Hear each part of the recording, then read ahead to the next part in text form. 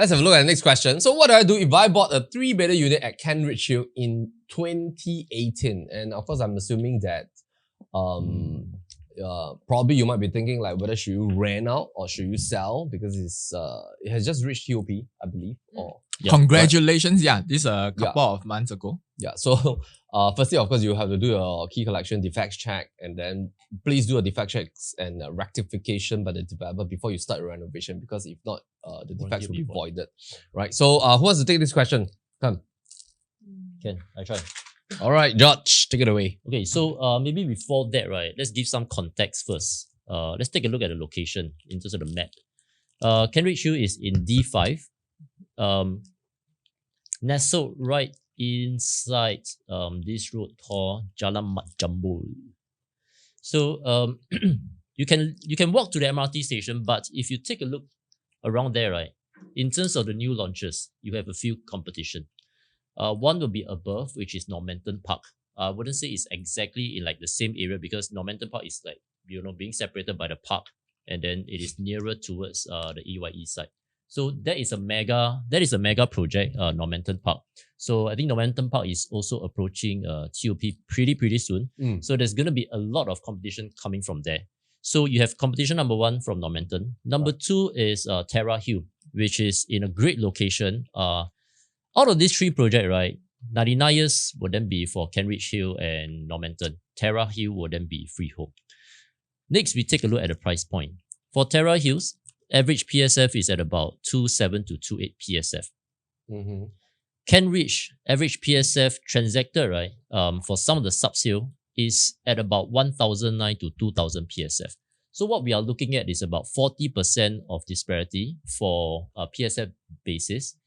Of course, Terra Hill is freehold, so naturally it will command a premium. Location-wise, I personally think that Terra Hill is a lot shorter. You can literally just walk to the MRT station.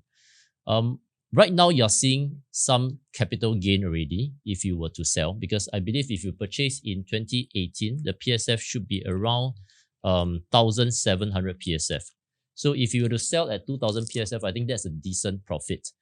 Should you wait or should you hold? Right? I think it depends on your next option and whether back then in 2018 when you buy this 3-bedder, is it something that you feel that you can stay? If let's say you feel that you can still stay there, I think there will still be growth, especially in the D5 area because of the transformation that's going to take place.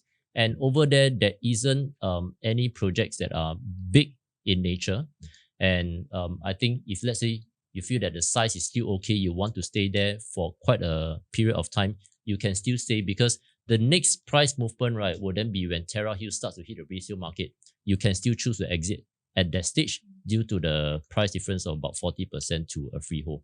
Unless you're saying that, okay, at this current juncture, I want to move to something bigger, then, you feel that the space is not big enough. I think with the paper gain that you're looking at right now, you can still exit comfortably. Current ICR for Kent Ridge is like 2003 to 2005. Normanton is going to be end of this year, right? Yeah. So it's going to probably have a 6 months gap. Then Kent Ridge is just TOP. Normanton is a mega development. Yeah. It has a host of facilities. And of course, there's varying kinds of units. When it's TOP, then of course, it will be another sort of like a source of competition in this zoning.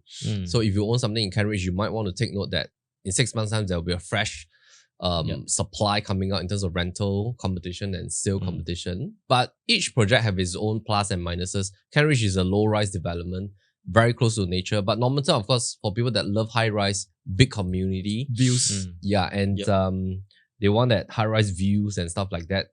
Or maybe they want like a high-rise living, then they might choose to opt for that. Okay, I think this boils down to our webinar 5. Like we also shared with the audience on like based on research, right? Should you sell during TOP? Should you continue to hold on this property, right? So the conclusion is if you hold on to this property, definitely there will still be appreciation opportunity based on number 1, it is still relatively young. Of course, you have like Terra Hill, Normanton Park, and all that will probably continue to help you to move it to a newer benchmark. There is a circle line that is going to complete the circle in 2 years' time. So all these are all Greater Southern Waterfront longer time down the road. Right? So all these are growth factors that will push up the pricing.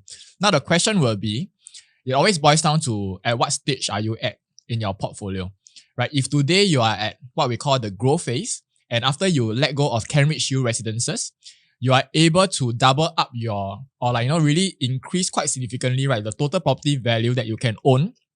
Then it makes sense to do a switch now, because you will know that you will get more gain in your next portfolio, assuming you can identify the correct property, compared to just holding on to your Kent Ridge Hill residences. But if you have already reached the consolidation part of your portfolio where, like if you were to let it go today, you are not going to increase your portfolio value, then I think it makes sense for you to continue to hold on this property for some more years until you decide to right size when you're reaching your retirement phase.